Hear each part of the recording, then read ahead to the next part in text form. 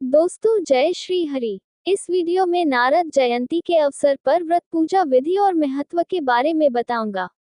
दोस्तों, पुराणों के अनुसार हर साल ज्येष्ठ के महीने की कृष्ण पक्ष द्वितीया को नारद जयंती मनाई जाती है।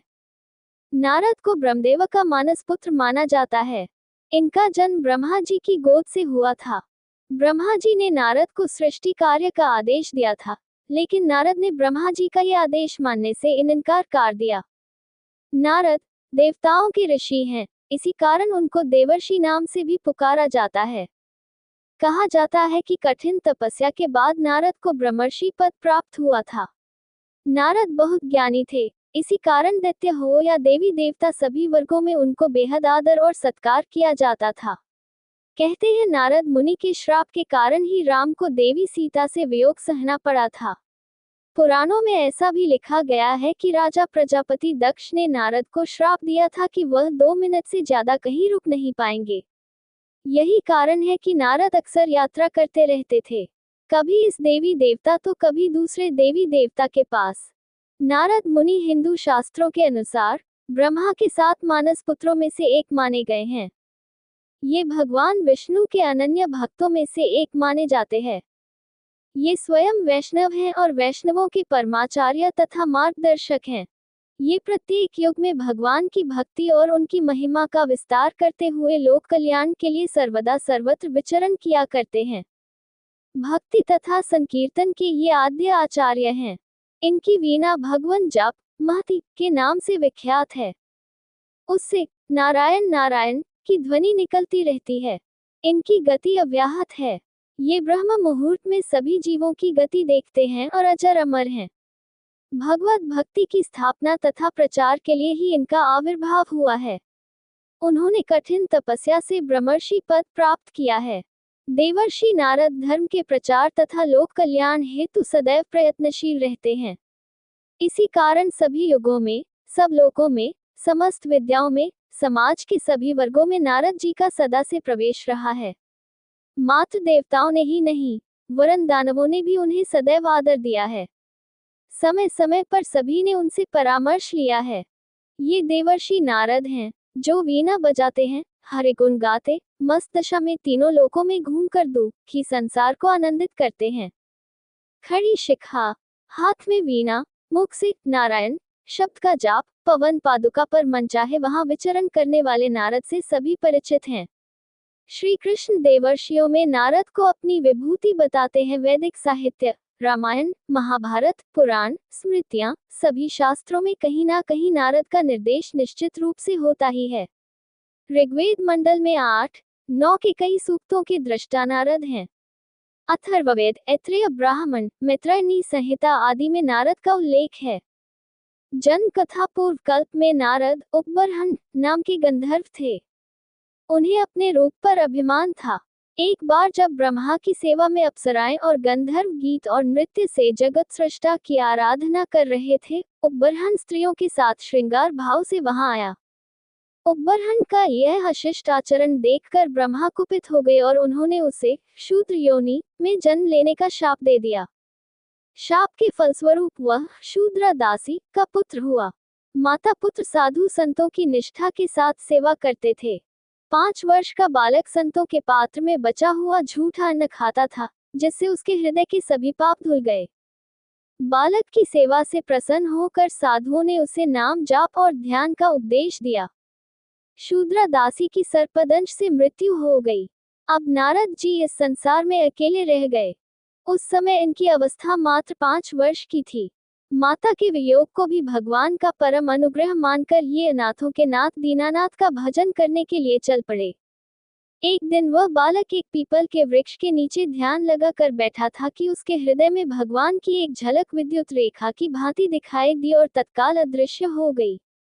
उसके मन में भगवान के दर्शन की व्याकुलता बढ़ गई, जिसे देखकर आकाशवाणी हुई, हे दासी पुत्र, अब इस जन्म में फिर तुम्हें मेरा दर्शन नहीं होगा। अगले जन्म में तुम मेरे पार्षद रूप में मुझे पुनः प्राप्त करोगे।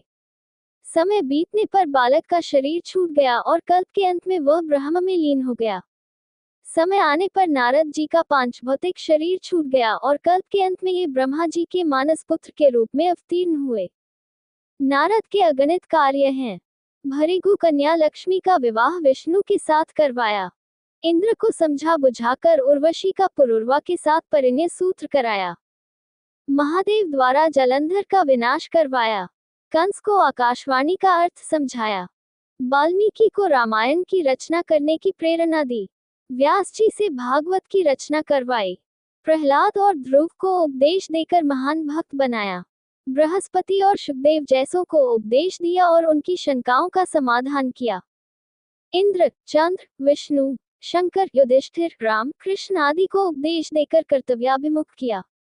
भक्ति का प्रसार करते हुए वे अप्रत्यक्ष रूप से भक्तों का सहयोग करते रहते हैं। ये भगवान के विशेष कृपा पात्र और लीला सहचर हैं। जब जब भगवान का आविर्भाव होता है, ये उनकी लीला के लिए भूमिका तैयार करते हैं, लीलापयोगी उपकरणों का संग्रह करते हैं और अन्य प्रकार की सहायता करते हैं। इनका जीवन मंगल के लिए ही है। देवर्षि नारद व्यास, वाल्मीकि तथा महाज्ञानी शुकदेव आदि के गुरु हैं। श्रीमद्भागवत, जो भक्ति, ज्ञान एवं वैराग्य का परमोपदेशक ग्रंथ रत्न है, तथा रामायण, जो मर्यादा पुरुषोत्तम भगवान श्री राम के पावन आदर्श चरित्र से परिपूर्ण है, देवर्षि नारद जी की कृपा से ही हमें प्राप्त हो सके हैं। इन्होंने ही प्रहलाद, ध्रुव, राजा अम्बरीश आदि महान भक्तों को भक्ति मार्ग में प्रवृत्त किया। ये भागवत धर्म के परम गूढ़ रहस्य को जानने वाले ब्रह्मा, शंकर, सनत कुमार, महर्षि कपिल, स्वयंभू मनु आदि 12 आचार्यों में अन्यतम हैं।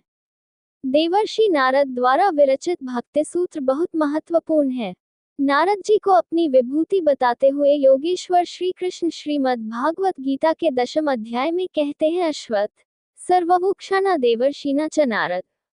विष्णु के अनन्य भक्त देवर्षि नारद भगवान के भक्तों में सर्वश्रेष्ठ हैं। ये भगवान की भक्ति और महात्म्य के विस्तार के लिए अपनी वीणा की मधुर तान पर भगवत गुणों का गान करते हुए निरंतर विचरण किया करते हैं। इन्हें भगवान का मन कहा गया है। इनके द्वारा प्रणीत भक्ति सूत्र में भक्ति की बड़ी ही सुंदर व्याख्या है। अब भी ये अप्रत्यक्ष रूप से भक्तों की सहायता करते रहते हैं। भक्त प्रहलाद, भक्त अम्बरीश, ध्रुव आदि भक्तों को उपदेश देकर इन्होंने ही भक्ति मार्ग में प्रवृत्त किया। इनकी समस्त लोकों में अबाधित गति है। इनका मंगलमय जीवन संसार के मंगल के लिए ही है। ये ज्ञान के स्वरूप, विद्या के भंडार, आनंद के सागर तथा सब भूतों के अकारण प्रेमी और विश्व के सहज हितकारी हैं। हिंदू संस्कृति के 2 अमूल्य ग्रंथ रामायण और भागवत के प्रेरक नारद का जन्म लोगों को सन्मार्ग पर मोड़कर भक्ति के मार्ग पर खींचकर विश्व कल्याण के लिए हुआ था। पूजा विधि। नारद जयंती के दिन सुबह स्नान ध्यान के बाद आपको पूजा स्थल की साफ सफाई करनी चाहिए। इसके बाद पूजा स्थल पर नारद जी का ध्यान करते हुए दीपक जलाना चाहिए। नारद जी को भगवान विष्णु का ही अवतार माना जाता है, इसलिए नारद जयंती के दिन पूजा के दौरान भगवान विष्णु की पूजा आराधना भी आप कर सकते हैं। इस दिन भगवत गीता का पाठ करने से नारद जी की कृपा आपको प्राप्त होती है। पूजा करते समय नारद जी को फल, मिठाई आदि का भोग आपको लगाना चाहिए। पूजा के अंत में नारद जी की आरती आपको करनी चाहिए और इसके बाद प्रसाद का वितरण घर के सभी लोगों में करना चाहिए। नारद जयंती का महत्व। नारद जी को हिंदू धर्म में भगवान का मन बताया गया है। इन्होंने धर्म का प्रचार किया, लोगों को सत्कर्मों का पाठ पढ़ाया और लोक कल्याण के लिए जीवन जिया। इसलिए नारद जयंती का हिंदू धर्म में बड़ा महत्व है। महाभारत में देवर्षि नारद को इतिहास और पुराणों का विशेषज्ञ बताया गया है। नारद जयंती के दिन इनकी पूजा आराधना या ध्यान करने से व्यक्ति का आध्यात्मिक उत्थान होता है। इसके साथ ही तार्किक क्षमता, बुद्धि और विवेक में भी वृद्धि होती है। मान्यताओं के अनुसार नारद जी की पूजा से विद्यार्थियों को विशेष नारद जयंती व्रत के नियम। जो भक्त नारद जयंती का व्रत करते हैं, उन्हें दाल या अनाज के सेवन करने से बचना चाहिए। इस दिन आप दूध से बने पदार्थों और फलों को ग्रहण कर सकते हैं। नारद जयंती की रात जागरण करना चाहिए। भक्त द्वारा विष्णु जी के मंत्रों का जाप और विष्णु सहस्रनाम का पाठ करना भी फलदायी रहता है। नारद जयंती की पूर्व संध्या पर भक्तों द्वारा किया गया दान शुभ साबित होता है। नारद जयंती पर जरूर करें ये उपाय। नारद जयंती पर विष्णु जी के अवतार भगवान कृष्ण के मंदिर में बांसुरी अर्पित करना शुभ माना जाता है। ऐसा करने से भक्त को बुद्धि और सौभाग्य की प्राप्ति होती है। इस दिन विष्णु सहस्त्रनाम और श्रीमद्भागवत गीता का पाठ करने से शुभ फल प्राप्त होते हैं, लाभ मिलते हैं। शिक्षा के क्षेत्र में विद्यार्थी उन्नति पाते हैं। वहीं जो लोग समस्याओं से घिरे रहते हैं, जीवन का लक्ष्य जिन्हें प्राप्त नहीं हो पा रहा है, वो भी नारद जयंती के दिन पूजा आराधना करके लाभ पा सकते हैं। नारद जी की पूजा करने से विचारों में स्पष्टता आती है और सही समय पर व्यक्ति सही फैसला ले सकता है।